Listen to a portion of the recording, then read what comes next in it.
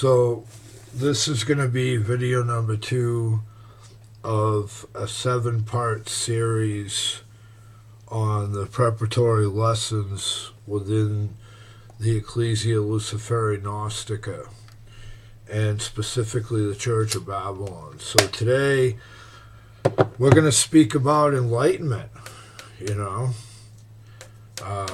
What is enlightenment? That is going to be the central question. So let's talk about enlightenment. Enlightenment was a particular time where, irrational beliefs were challenged with the use of human reason. And various people that believed, in certain things would challenge, through that time period based on what was considered to be the Enlightenment. Now, what was interesting is I came to this realization about Immanuel Kant, It was very strange how it happened. I watched an anime film, and that film had particularly said that, in this one section that there was a gap, in human consciousness, implying that, there must be a reason for this gap, and the gap must be either, fear or laziness. And it didn't state where the information came from, but it was in the movie, and it moved me profoundly. It woke me from my slumber, and I said, wait a minute, why does it have to be a particular, human condition? Why is it so important for him to get people to believe that it's based on fear or laziness? Because the truth of the matter is that's all just propaganda, So when we're dealing with enlightenment and we look at the information, we have to look at the propaganda as well, Enlightenment comes down to being able to allow somebody to express their emotions. You can't control other people. And that's particularly that's enlightened. Allowing for love under will. Allowing that person to express their emotions. That maturity, that's the height of enlightenment. Mutual respect at, above the 8 into the 9th. So the next stage is going to be based on mutual respect. But first we have to get there. We have certain, traditions that we believe in, and we've never really reevaluated these traditions, So in this video, we're going to talk about Immanuel Kant. He wrote an essay called What is Enlightenment? And in that essay, the long and short of it is where they got the information for that video, for that movie, that anime movie. And of course, anime is moving, it's using the art and using color and contrast to program people into believing that that's true. When in actuality, it isn't true at all. There is no fixed human nature. To quote Helvetius, who wrote On the Mind, he stated there is no fixed nature, that our nature is malleable, it is changeable, it can change into what we want to make it into. So if we want to accept this propaganda, it prevents us, this fear and this laziness, that's all I'm ever going to be, prevents us from being able to get out of our cage. That's pretty clever that they locked us up in this cage made of ignorance, okay?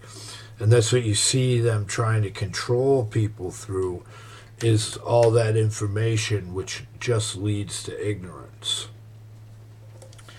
So we have Gadamer, Truth and Method, and we're going to be looking at a particular section of Truth and Method, which deals with the Enlightenment. You know, how the Enlightened, during that time, they, they challenged these monolithic belief systems, where people believe because everybody else was doing it, everybody should be doing it, And it was some of these beliefs were cast out because they didn't pan out with reason, or in the constructive scheme of things, make it clearer what our goal is. Okay, so let's look at the idea of enlightenment. What does it mean to enlighten? Well, to turn the light on. Enlightened. We turn a light on. What happens when we get a light switch turned on? There's illumination. That's how we feel. We have illumination. Enlightenment. The light bulb has been turned on. Aha! Okay, I get it. All right? So when we challenge the state of, what is the status quo through enlightenment, people aren't going to like us. People aren't going to like me because I don't like Immanuel Kant. Well, I don't really care anymore. I mean, it is what it is. They'll say, well, he was, really young when he wrote this essay. I don't really care. I've got a Nietzsche essay that I've studied for over 18 years, and it hasn't changed. It hasn't changed. It still applies to the path on extrasensory truth. Okay?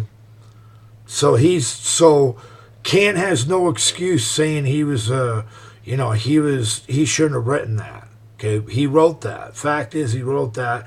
That's what he says enlightenment is. When we reach a certain level of maturity, then we become enlightened. Not true. Okay? We become enlightened when we can take and realize we're empty. We're an empty vessel. And we can create to be able to become what it is that we want to become. That's enlightenment. Enlightenment is, I don't care. You come up to me and tell me, let's go do X, Y, and Z. Enlightenment is that insight saying, no, my freedom is more important than any of that, what you're talking about. My family is more important. The things that I value are more important. I'm not going to get caught up in any of that. That's enlightenment. Having the ability to discern like that is a powerful thing. A lot of people, they're not even critical thinkers, let alone being able to apply this standard of enlightenment from the Enlightenment era. So I'm sure you can think about it during this video, something that some sacred idol that you want to challenge. And I would, encourage you to do so. Once you do challenge and you get that information, accept that information and apply it. A lot of people, they're too afraid. They don't apply the information that they receive. They're too afraid to be able to apply it.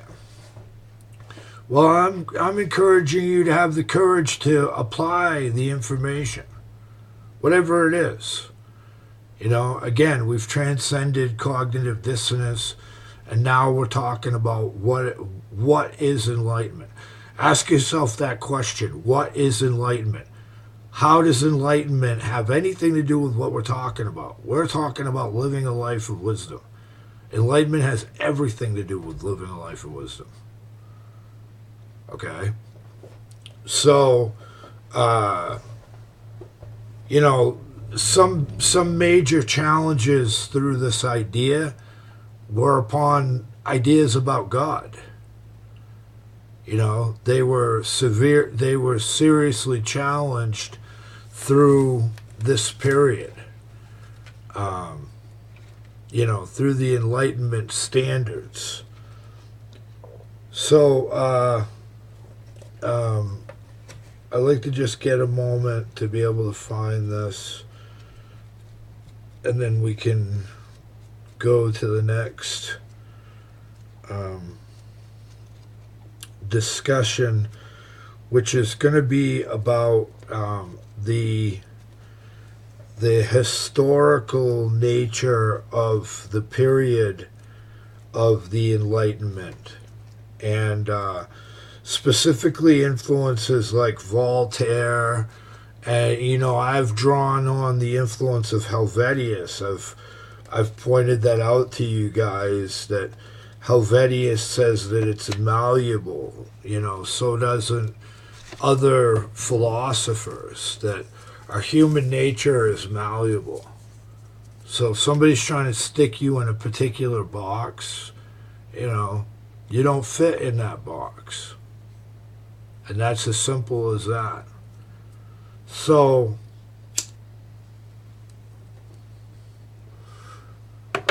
once we realize that it's all about propaganda, it's all about information being passed about this and that, once we realize that propaganda can be used to cage people, we can use the same medium of propaganda to enlighten people.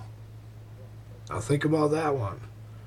We can tap into the next drive, as Daniel Pike would say, and we become the greater, the wiser beings.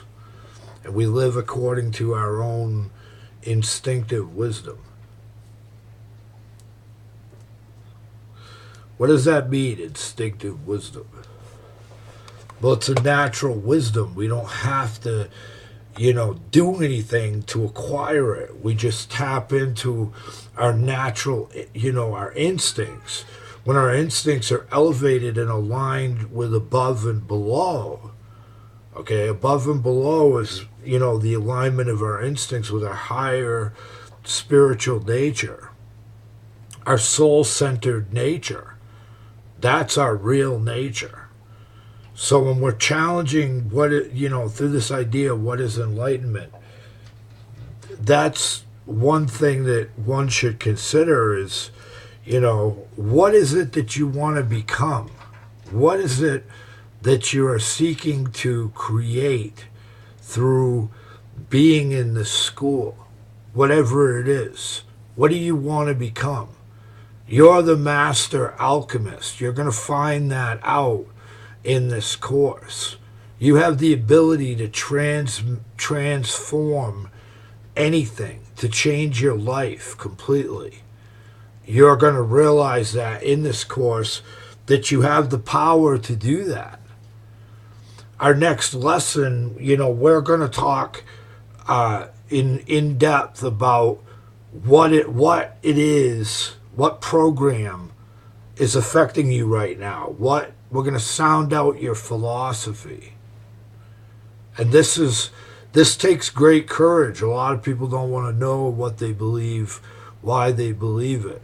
Here, we're going to illuminate that and challenge it. Later on, we're going to challenge it through how existence is.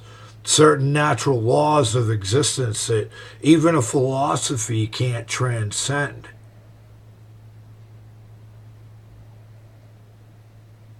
Even the philosophies can't transcend it.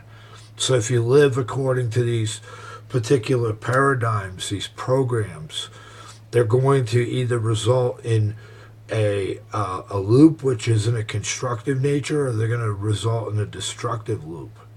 And for most of you, it's a destructive loop. So we need to identify that. What is that philosophy? Why is philosophy so important? Philosophia, the love of wisdom. That's why it's important. So,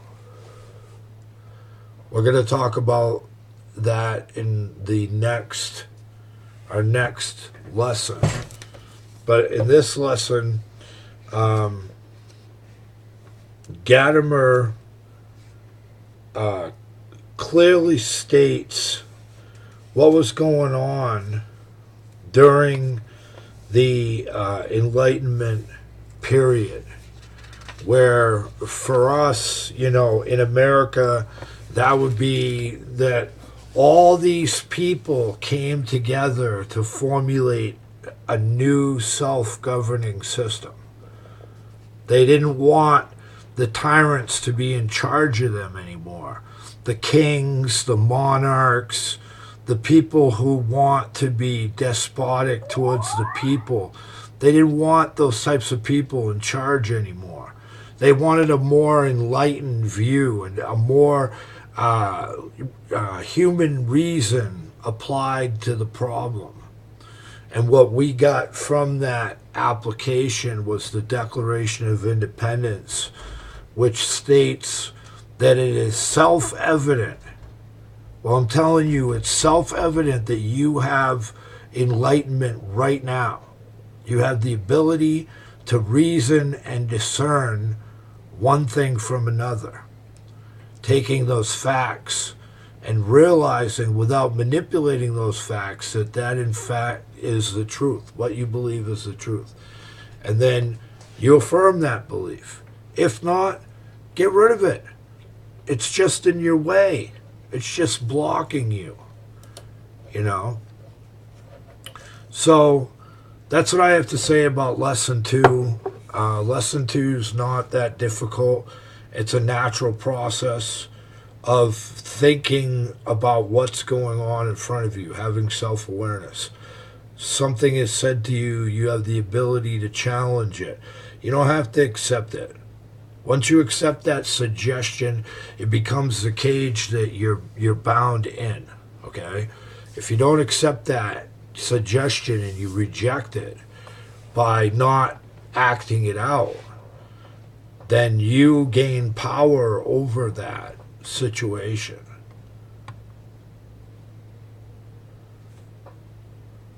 "666, blessed be to all of you. Have a good one.